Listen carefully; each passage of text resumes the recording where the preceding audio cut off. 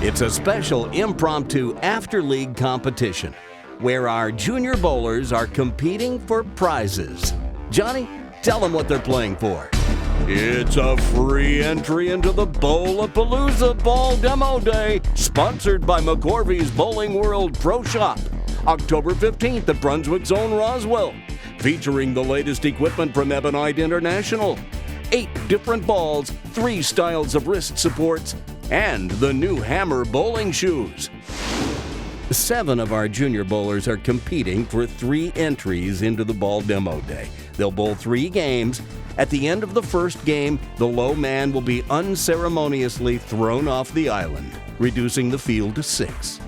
Then those 6 will bowl a second game, and at the end of that game, the low bowler will be shown the exit. Finally, with 5 bowlers in the third and final game, only the top 3 will win entries into the Ball Demo Day, while the low 2 will be excused for the day.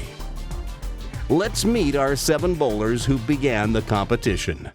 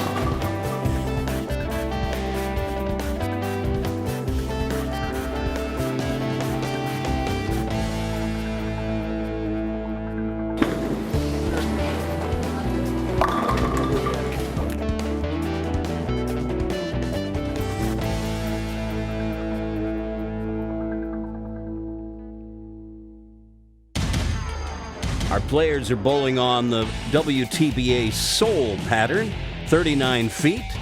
Using the rule of 31, that would mean that they want their ball to exit the pattern at the 39-foot mark on about the 8th board, give or take.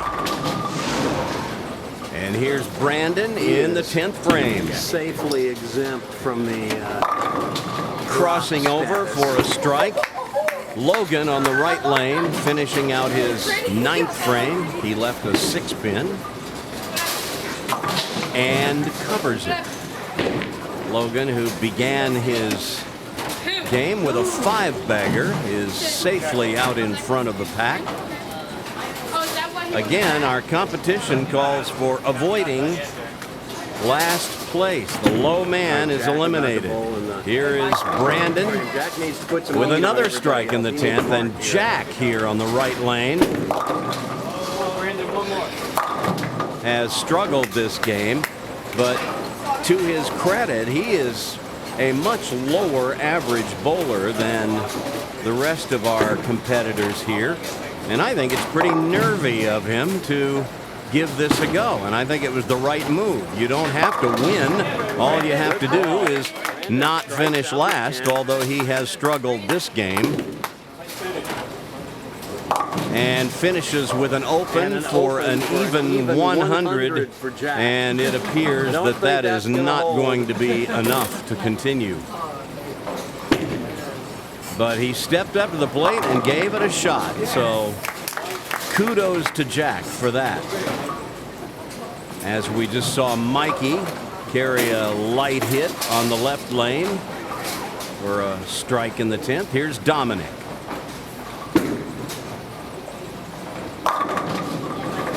And he gets that 6 to lean into the 10 for a love tap. Mikey going for a turkey. And he carries another light shaker. So Mikey's going to be in the 190s with good count.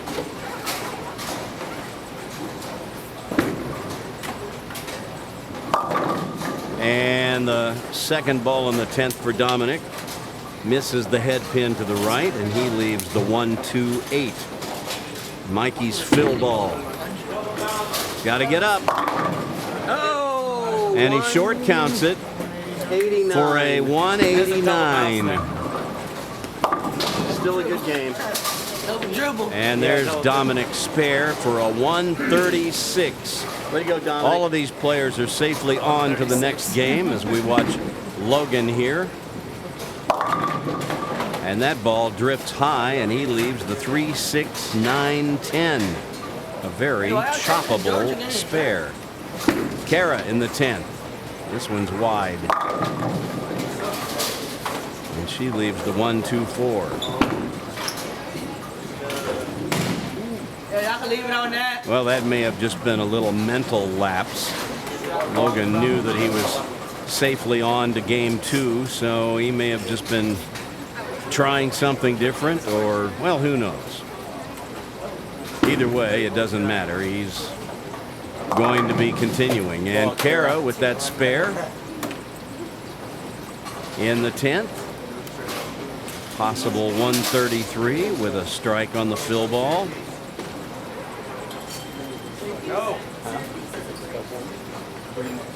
Kara, a regular participant in Junior Gold qualifiers, the Georgia YBT.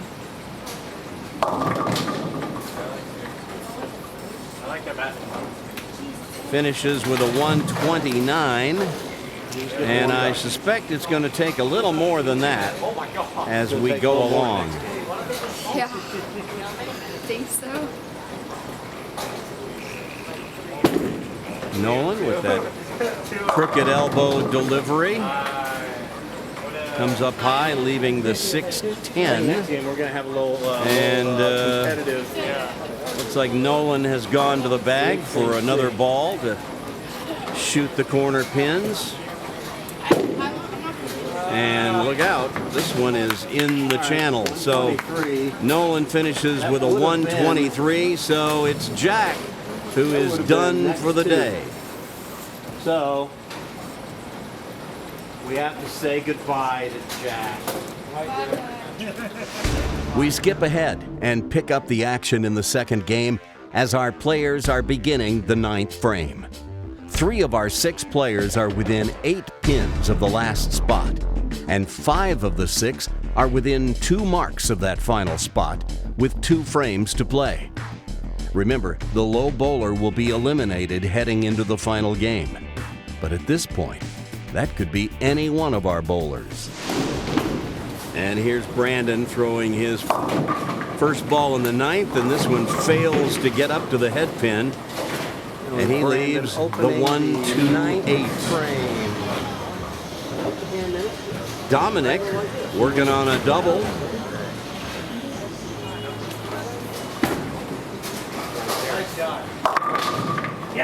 And this one comes up a little high, but he gets the trip for a turkey. As Brandon converts the tricky 1-2-8. Here's Kara. Crossing over, leaving a 5 pin. Mikey in the 9th. And that one does not get up, and he leaves the 1-2-4. Tricky little choppable spare. Here's Kara with a routine spare, the 5 pin.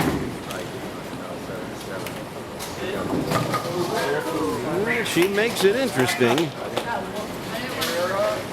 but it is a spare.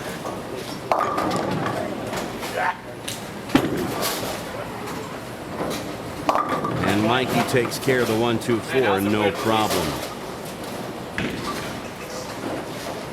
Well, Logan has struggled this game. He was the odds-on favorite going into this, and he's already had 4 opens this game. And that doesn't quite get up, but he leaves a routine spare, a 2-pin.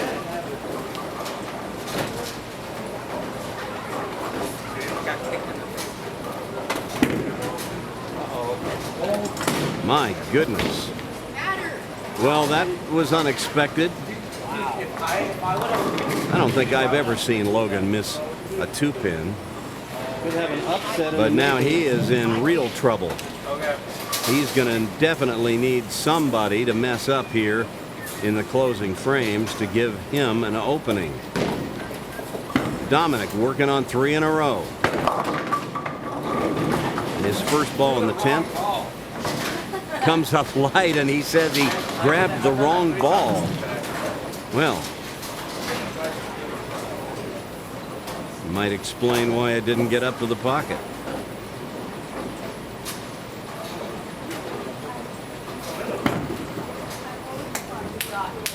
He grabs the right ball for the spare. Hang on, Kara. 10th frame. Kara's ready to go. And so is Nolan on the right lane here in the 9th frame.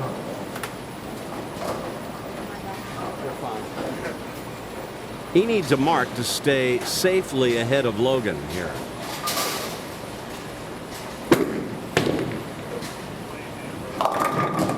Comes up light. Leaves a very choppable 2, 4, 5.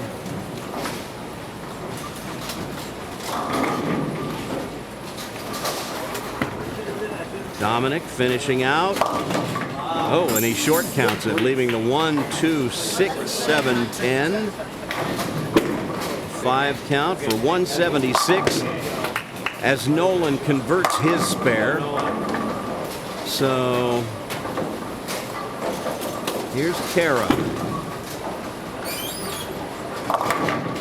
Ooh, comes up light and did not have enough drive on it to carry out the 5, and she's left a very difficult split. Here's Brandon crossing over and tripping the 6. And Kara's attempt at the 4-5 sails a little left, and there is an open frame in the 10th, and that is the opening that Logan needed. Now he can avoid finishing last with a double. So Kara is going to have to watch anxiously as the action unfolds. Good ball, little baby. That's 5 balls in the 10th frame in the last 2 games. 3 the first game, 2 so far this game. And Brandon has struck on all of them.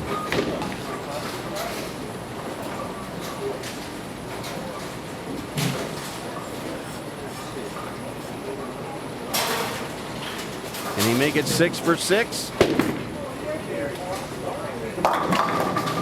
Yes! Mr. Clutch.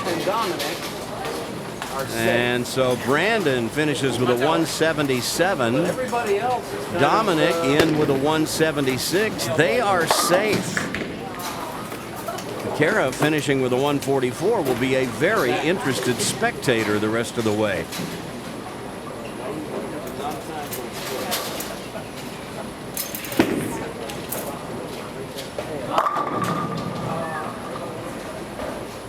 Mikey comes up high, leaving the 6 pin, and he needs to make this to assure that he'll go on.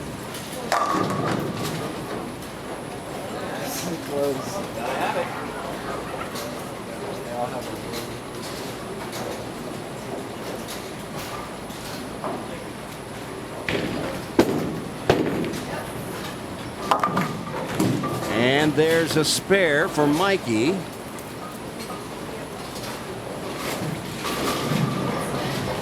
That gives him 142. He needs 7 pins on his fill ball to get past what Logan still has as a possible score.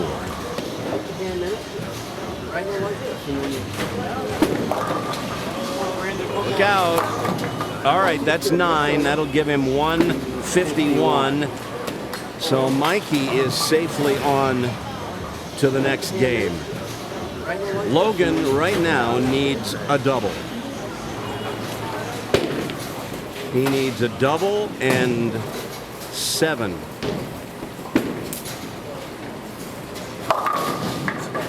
But he's not going to get it. And now the best he can hope for is a 138. Kara is safely on to game 3, so she is breathing a sigh of relief.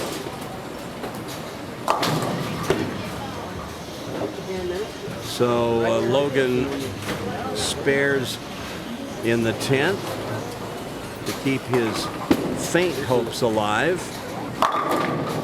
9 count gives him 137. So Nolan is sitting at 131 at the moment. 4 pins on this ball will do it. I think Nolan can handle that. Oh my God.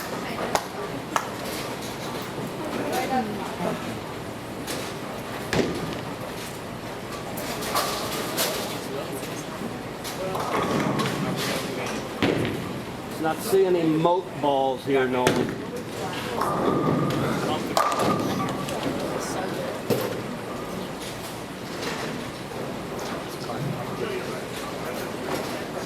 He's taking his time. He's measuring this one. And he's backing off.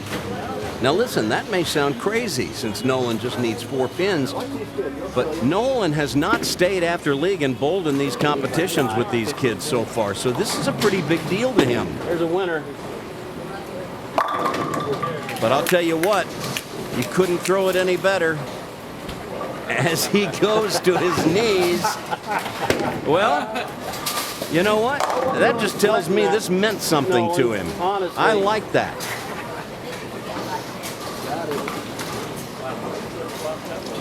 So it is going to be Logan who is eliminated this game. And who would have seen that coming?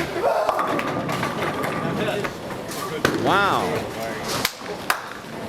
Nolan comes up high and leaves the 4-9 split. This is all academic, so he can go ahead and take a run at this if he wants, just to have a little fun, or he could even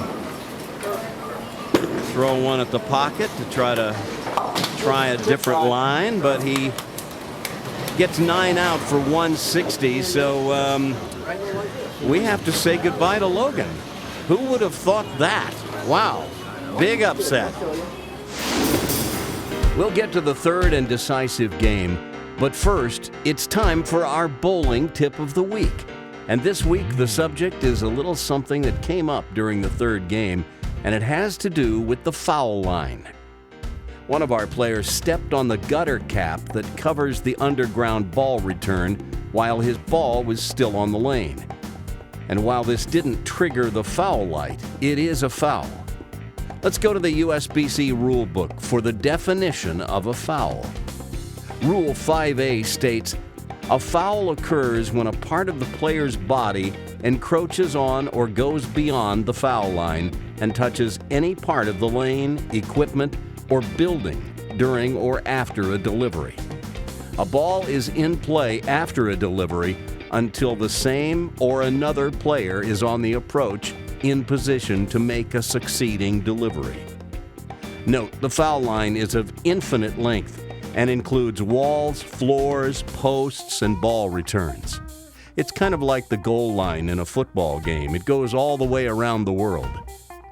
If something falls out of your pocket and touches the lane, that doesn't count as a foul. But a player's footwear and clothing are considered part of the body and must not touch or go beyond the foul line. And it should also be pointed out that if you step across the foul line but don't let go of the ball, it doesn't count as a foul, and you're entitled to go back and start over without penalty.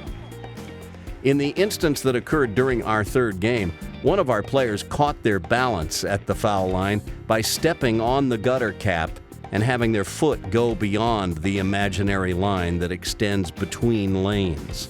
That's a foul. Even if you were bowling on the end pair and touched the wall beyond the foul line, it would still count as a foul. And them's the rules, kids. Know the rules and play by the rules, and you'll be a better player.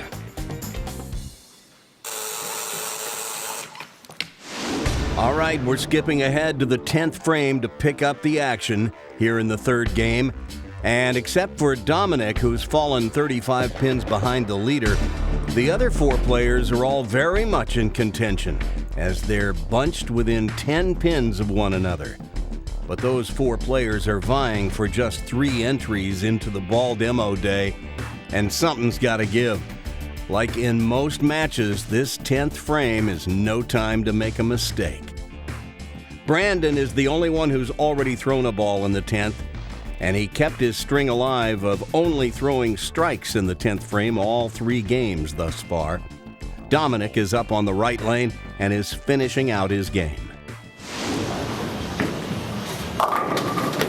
And he gets a wall shot strike to begin his 10th frame. He's going to try to make it interesting. Brandon's second ball in the 10th frame is as good as his first, another strike. Okay, so Brandon has now thrown 8 balls in the 10th frame in his 3 games, and he struck on every one of them. Mr. 10th frame. Dominic could really use another strike here. Oh my goodness. Same way he started. Well, he left the 8-10 on the very first ball in this game as well. Well, Brandon finally misses in the 10th frame, crossing over, getting 8 out, so that's a 166. And Dominic gets the field goal at the end for a 124. So we've got a pretty good idea of who our leader is, and we've got a pretty good idea as to one of our 2 finishers out of the prizes. So it's come down to Kara, Nolan, and Mikey competing for 2 of the spots into the ball demo day. And Kara and Mikey have both left difficult spares here. Kara with the fence, the 1-2-4-7. Got to get that ball over to the Brooklyn side. And she gets it. That's big. That puts the heat on Mikey. He needs this spare. 1-3-9. Spare. Oh! Uh-oh. Uh-oh. That could be trouble. 147. My goodness. Okay, so Kara's fill ball comes up a little high, but that's 8. So that's going to give her 149. So now Mikey is the man on the bubble. Kara and Brandon have secured entries into the ball demo day. Dominic is out, so it's down to Mikey and Nolan. Which one of the 2 of them is going to secure the other spot into the McCorvey's Bowling World Bowlapalooza Ball Demo Day on October 15th? Nolan needs to fill 17 in the 10th. A spare in 7 or a strike here would do it. And he crosses over and gets the strike. Now he's going to need count here. This shouldn't be any problem. He just needs 4 pins on the next ball. And that'll do it. He shouldn't have any problem with that. Well, a little wide, but that's okay. 6 is more than enough. that'll put him in. So our 3 winners are going to be Brandon, Nolan, and Kara. A bit of an upset. A couple of our pre-event favorites didn't bowl quite like they would have liked, but we have 3 winners to crown. And here's what they've won. Our 3 winners have each won a free entry into the McCorvey's Bowling World Pro Shop Bowlapalooza Ball Demo Day on Saturday, October 15th at 12, 1:30, or 3 o'clock, taking place at Brunswick Zone Roswell. Bowlers will have 90 minutes to demo the newest equipment from Ebonite International. 8 different balls, including the C300 Sideswipe, C300 Swerve GT, Ebonite GB2 Phenom, Ebonite Warrior Supreme, Hammer Rebel, Hammer Dark Legend Solid, Track Heat Extreme, and the Track Cyborg. Plus, there'll be 3 different wrist supports to try, as well as the new Hammer bowling shoes. Congratulations to our winners. Here are the results of that final game. Brandon, Nolan, and Kara go on to secure the spots in the Ball Demo Day, and congratulations to them all.